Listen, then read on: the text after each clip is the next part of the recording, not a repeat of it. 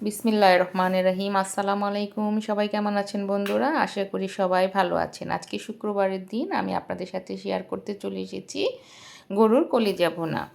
আমি কড়াইতে তেল দিয়ে দিয়েছি, তেলটা গরম হতে থাকুক। আর আমি গরুর কলিজাটাকে সিদ্ধ করে ভালো মতো ধুয়ে কেটে পরিষ্কার করে নিয়েছি। কড়াইটা গরম হয়ে এসেছে, এবার আমি দিয়ে দিচ্ছি দুটো তেজপাতা, একটু দারচিনি, একটা এলাচ এবং দুটো লং দিয়ে এখানে এবার আমি দিয়ে দেবো হচ্ছে পরিমাণ মতো পেঁয়াজটা আমি একটু বেশি ব্যবহার করছি, যেহেতু আমি কলিজাটা একদম কষা কষা ঘন ঘন করে রান্না করব, এই জন্য আমি পেঁয়াজটা একটু বেশি ব্যবহার করছি। তার সাথে দিয়ে দিচ্ছি হচ্ছে পরিমাণ মতো লবণ, দিয়ে পেঁয়াজটাকে আমি 2 থেকে 3 মিনিটের মতো একটু ভেজে নেব। আমার পেঁয়াজটা ভাজা হয়ে আসলে এখানে আমি দিয়ে দিচ্ছি হচ্ছে পরিমাণ মতো আদা রসুন বাটা। আদা রসুনটা আমি একসাথে ব্লেন্ড করি, তাই আমি একসাথেই দিয়ে দিচ্ছি। দিয়ে মশলাটাকে আমি 2 থেকে 2.5 মিনিটের মতো একটু কষিয়ে নেব, যাতে করে হচ্ছে আদা রসুনের যে কাঁচা গন্ধটা সেটা দূর হয়ে যায়।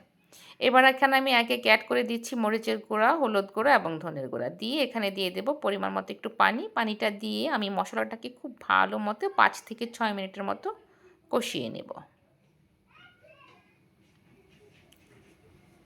বন্ধুরা, আপনারা যারা ইউটিউব চ্যানেল থেকে আমার ভিডিও দেখেন, যদি আমার রান্না আপনাদের কাছে ভালো লেগে থাকে তাহলে প্লিজ আমার চ্যানেলটি সাবস্ক্রাইব করেই পাশে থাকবেন।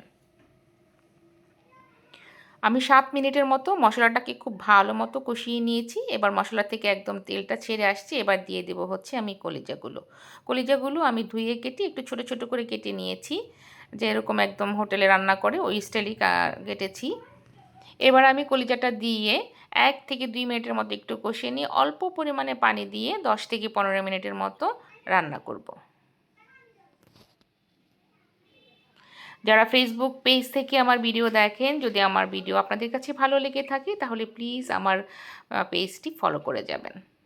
আর যারা ইউটিউব থেকে দেখেন, যদি আমার রান্না আপনাদের ভালো লেগে থাকে তাহলে চ্যানেলটি সাবস্ক্রাইব করে লাইক কমেন্ট শেয়ার করে পাশে থাকবেন।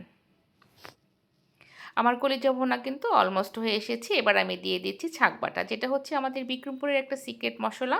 এটা আমরা বড় মাছ, মাংস, তারপরে হচ্ছে কলিজা, যেটা একদম ভোনা ভোনা কষা তরকারি হয় সেটাতে ব্যবহার করি, যাতে করে তরকারির স্বাদটা আরেকটু বাড়িয়ে দেয়। অলমোস্ট আমার রান্না কিন্তু হয়ে এসেছে। এবার হচ্ছে দুপুরের খাবারের পালা।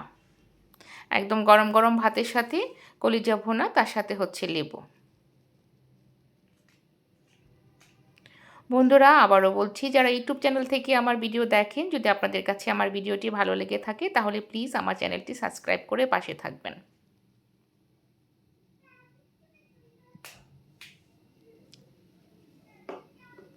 ধন্যবাদ সবাইকে এতক্ষণ কষ্ট করে আমার ভিডিওটি দেখার জন্য।